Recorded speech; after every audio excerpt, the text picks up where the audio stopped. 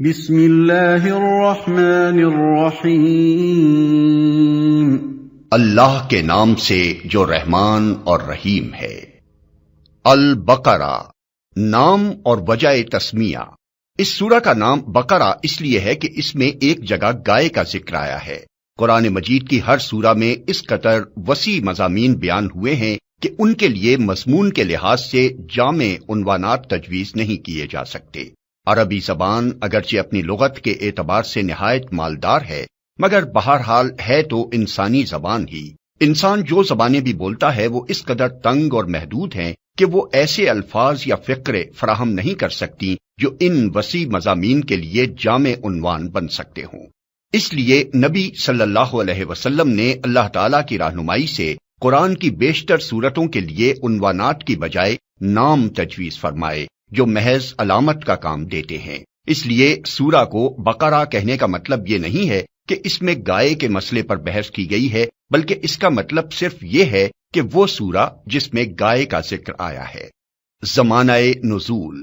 اس سورت کا بیشتر حصہ ہجرت مدینہ کے بعد مدنی زندگی کے بالکل ابتدائی دور میں نازل ہوا ہے، اور کمتر حصہ ایسا ہے جو بعد میں نازل ہوا اور مناسبت مضمون کے لحاظ سے اس میں شامل کر دیا گیا۔ حتیٰ کہ سود کی ممانعت کے سلسلے میں جو آیات نازل ہوئی ہیں وہ بھی اس میں شامل ہیں، حالانکہ وہ نبی صلی اللہ علیہ وسلم کی زندگی کے بالکل آخری زمانے میں اتری تھی۔ سورہ کا خاتمہ جن آیات پر ہوا ہے وہ ہجرت سے پہلے مکے میں نازل ہو چکی تھیں، مگر مضمون کی مناسبت سے ان کو بھی اسی صورت میں ضم کر دیا گیا ہے۔ شان نزول۔ اس سورت کو سمجھنے کے لیے پہلے اس کا تاریخی پس منظر اچھی طرح سمجھ لینا چاہیے۔ ایک، ہجرت سے قبل جب تک مکے میں اسلام کی دعوت دی جاتی رہی، خطاب بیشتر مشرکین عرب سے تھا، جن کے لیے اسلام کی آواز ایک نئی اور غیر مانوس آواز تھی۔ اب ہجرت کے بعد سابقہ یہودیوں سے پیش آیا، جن کی بستیاں مدینے سے بالکل متصل ہی واقع تھیں۔ یہ لوگ توحید، رسالت، وحی، آخرت اور ملائکہ کے قائل تھے، اس ضابطۂ شرعی کو تسلیم کرتے تھے جو خدا کی طرف سے ان کے نبی موسیٰ علیہ السلام پر نازل ہوا تھا، اور اصولاً ان کا دین وہی اسلام تھا جس کی تعلیم حضرت محمد صلی اللہ علیہ وسلم دے رہے تھے۔ لیکن صدیوں کے مسلسل انحطاط نے ان کو اصل دین سے بہت دور ہٹا دیا تھا۔ اس وقت حضرت موسیٰ کو گزرے ہوئے تقریباً 19 صدیاں گزر چکی تھیں۔ اسرائیلی تاریخ کے حساب سے حضرت موسیٰ علیہ السلام نے 1272 قبل مسیح میں وفات پائی، اور نبی صلی اللہ علیہ وسلم 610 بعد مسیح میں منصب نبوت پر سرفراز ہوئے۔ ان کے عقائد میں بہت سے غیر اسلامی عناصر کی آمیزش ہو گئی تھی جن کے لیے تورات میں کوئی سند موجود نہ تھی۔ ان کی عملی زندگی میں بکثرت ایسے رسوم اور طریقے رواج پا گئے تھے جو اصل دین میں نہ تھے اور جن کے لیے تورات میں کوئی ثبوت نہ تھا۔ خود تورات کو انہوں نے انسانی کلام کے اندر خلط ملط کر دیا تھا، اور خدا کا کلام جس حد تک لفظاً یا معناً محفوظ تھا اس کو بھی انہوں نے اپنی منمانی تعویلوں اور تفسیروں سے مسخ کر رکھا تھا۔ دین کی حقیقی روح ان میں سے نکل چکی تھی، اور ظاہری مذہبیت کا محض ایک بے جان ڈھانچہ باقی تھا جس کو وہ سینے سے لگائے ہوئے تھے۔ ان کے علماء اور مشائخ، ان کے سرداران قوم اور ان کے عوام سب کی اعتقادی، اخلاقی اور عملی حالت بگڑ گئی تھی، اور اپنے اس بگاڑ سے ان کو ایسی محبت تھی کہ وہ کسی اصلاح کو قبول کرنے پر تیار نہ ہوتے تھے۔ صدیوں سے مسلسل ایسا ہو رہا تھا کہ جب کوئی اللہ کا بندہ انہیں دین کا سیدھا راستہ بتانے آتا تو وہ اسے اپنا سب سے بڑا دشمن سمجھتے اور ہر ممکن طریقے سے کوشش کرتے تھے کہ وہ کسی طرح اصلاح میں کامیاب نہ ہو سکے۔ یہ لوگ حقیقت میں بگڑے ہوئے مسلمان تھے جن کے ہاں بدعتوں اور تحریفوں، منہ شگافیوں اور فرقہ بندیوں، استخاں گیری اور مغز افغنی، خدا فراموشی اور دنیا پرستی کی بدولت انحطاط اس حد کو پہنچ چکا تھا کہ وہ اپنا اصل نام مسلم تک بھول گئے تھے، محض یہودی بن کر رہ گئے تھے، اور اللہ کے دین کو انہوں نے محض نسل اسرائیل کی آبائی وراثت بنا کر رکھ دیا تھا۔ پس جب نبی صلی اللہ علیہ وسلم مدینہ پہنچے تو اللہ تعالیٰ نے آپ کو ہدایت فرمائی کہ ان کو اصل دین کی طرف دعوت دیں۔ چنانچہ سورہ بقرہ کے ابتدائی 15-16 رکوع اسی دعوت پر مشتمل ہیں۔ ان میں یہودیوں کی تاریخ اور ان کی اخلاقی و مذہبی حالت پر جس طرح تنقید کی گئی ہے، اور جس طرح ان کے بگڑے ہوئے مذہب و اخلاق کی نمایاں خصوصیات کے مقابلے میں حقیقی دین کے اصول پہلو بپہلو پیش کیے گئے ہیں، اس سے یہ بات بالکل آئینے کی طرح واضح ہو جاتی ہے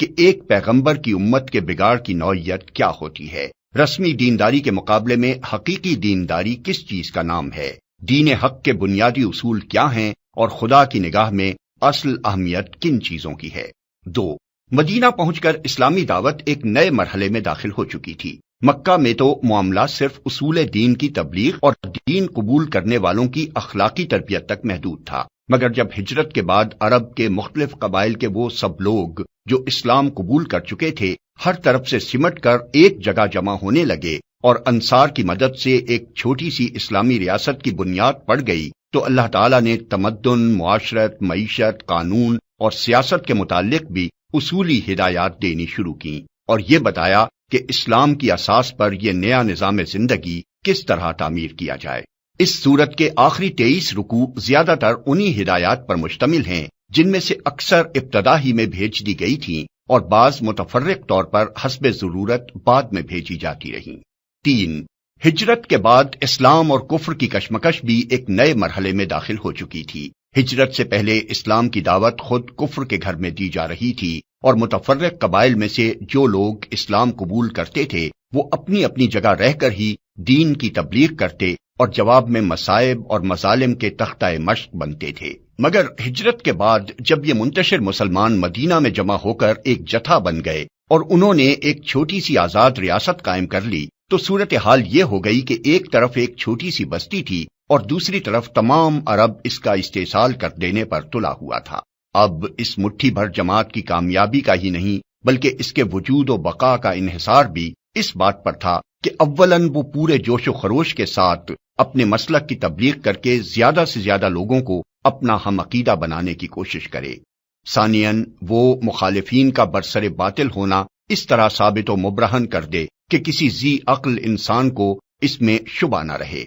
ثالثاً بے خانما ہونے اور تمام ملک کی عداوت و مزاحمت سے دوچار ہونے کی بنا پر فقر و فاقہ اور ہمہ وقت بے امنی اور بے اطمینانی کی جو حالت ان پر طاری ہو گئی تھی اور جن خطرات میں وہ چاروں طرف سے گھر گئے تھے ان میں وہ ہراساں نہ ہوں بلکہ پورے صبر و ثبات کے ساتھ ان حالات کا مقابلہ کریں اور اپنے عزم میں ذرا تزلزل نہ آنے دیں۔ رابعاً وہ پوری دلیری کے ساتھ ہر اس مسلح مزاحمت کا مسلح مقابلہ کرنے کے لیے تیار ہو جائیں جو ان کی دعوت کو ناکام کرنے کے لیے کسی طاقت کی طرف سے کی جائے، اور اس بات کی ذرا پرواہ نہ کریں کہ مخالفین کی تعداد اور ان کی مادی طاقت کتنی زیادہ ہے۔ خامساً ان میں اتنی ہمت پیدا کی جائے کہ اگر عرب کے لوگ اس نئے نظام کو جو اسلام قائم کرنا چاہتا ہے فہمائش سے قبول نہ کریں تو انہیں جاہلیت کے فاسد نظام زندگی کو بزور مٹا دینے میں بھی تامل نہ ہو۔ اللہ تعالیٰ نے اس صورت میں ان 5 امور کے متعلق ابتدائی ہدایات دی ہیں۔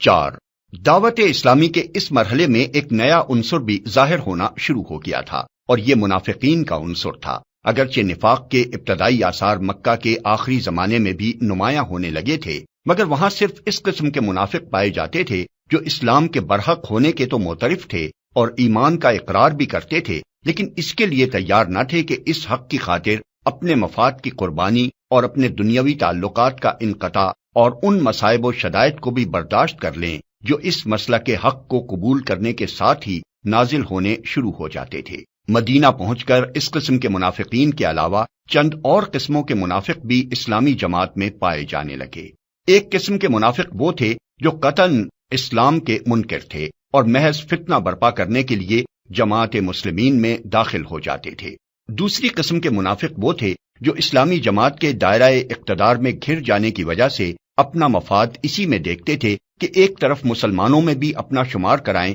اور دوسری طرف مخالفین اسلام سے بھی ربط رکھیں تاکہ دونوں طرف کے فوائد سے متمتع ہوں اور دونوں طرف کے خطرات سے محفوظ رہیں۔ تیسری قسم ان لوگوں کی تھی جو اسلام اور جاہلیت کے درمیان متردد تھے۔ انہیں اسلام کے برحق ہونے پر کامل اطمینان نہ تھا مگر چونکہ ان کے قبیلے یا خاندان کے بیشتر لوگ مسلمان ہو چکے تھے اس لیے یہ بھی مسلمان ہو گئے تھے۔ چوتھی قسم میں وہ لوگ شامل تھے جو امر حق ہونے کی حیثیت سے تو اسلام کے قائل ہو چکے تھے مگر جاہلیت کے طریقے اور اوہام اور رسمیں چھوڑنے اور اخلاقی پابندیاں قبول کرنے اور فرائض اور ذمہ داریوں کا بار اٹھانے سے ان کا نفس انکار کرتا تھا۔ سورہ بقرہ کے نزول کے وقت ان مختلف اقسام کے منافقین کے ظہور کی محض ابتدا تھی، اس لیے اللہ تعالیٰ نے ان کی طرف صرف اجمالی اشارات فرمائے ہیں۔ بعد میں جتنی جتنی ان کی صفات اور حرکات نمایاں ہوتی گئیں، اسی قدر تفصیل کے ساتھ بعد کی صورتوں میں ہر قسم کے منافقین کے متعلق ان کی نوعیت کے لحاظ سے الگ الگ ہدایات بھیجی گئیں۔